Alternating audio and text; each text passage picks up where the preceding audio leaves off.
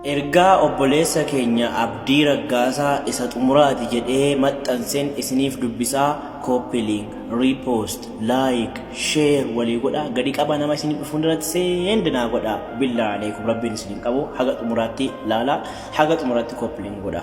Isa xumuraati jedha. Obboloota koo kabajamoo har'a barreeffama kana barreessuun koo filannoo osoo hin taane dirqama jireenyaati.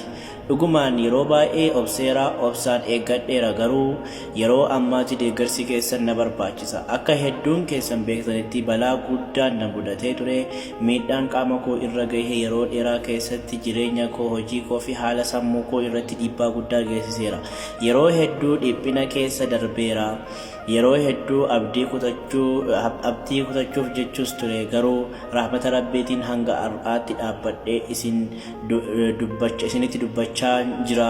Amma garuu carraan yaalaa naaf banamee jira. Hospitaalli Turkii keessaa riifarii koo fudhatee qorannoo erga taasiseen booda pirooformaa invoice naaf deebisee jira.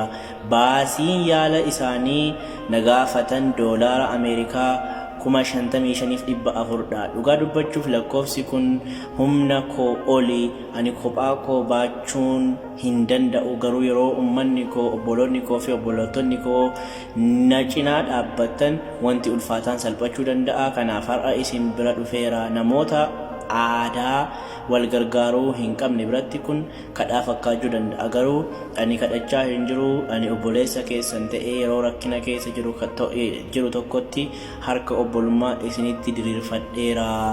Ergamaan Rabbii akkana jedhanii, Rabbiin gargaarsa garba isaa keessa jira yoo garbichi obboleessa isaa gargaaru. Abbootiin miidiyaa sagalee koo akka taatanii isin gaafadha. Abbootiin qabeenyaa akka humna keessanii na cinaa dhaabbattan isin kadhadha. Hawaasni bal'aan waan dandeessaniin akka na deeggartan isin gaafadha. Namni qarshii kennuu dandeenye du'aa'ii naaf haa godhu. Namni isaa sana illee hin dandeenye share, copy link fi odeeffannoo kana namoota biraan akka ga'u haa taasisu. Kanaaf waamicha koo kana akka waamicha obboleessaa keessanii tokkotti fudhadha.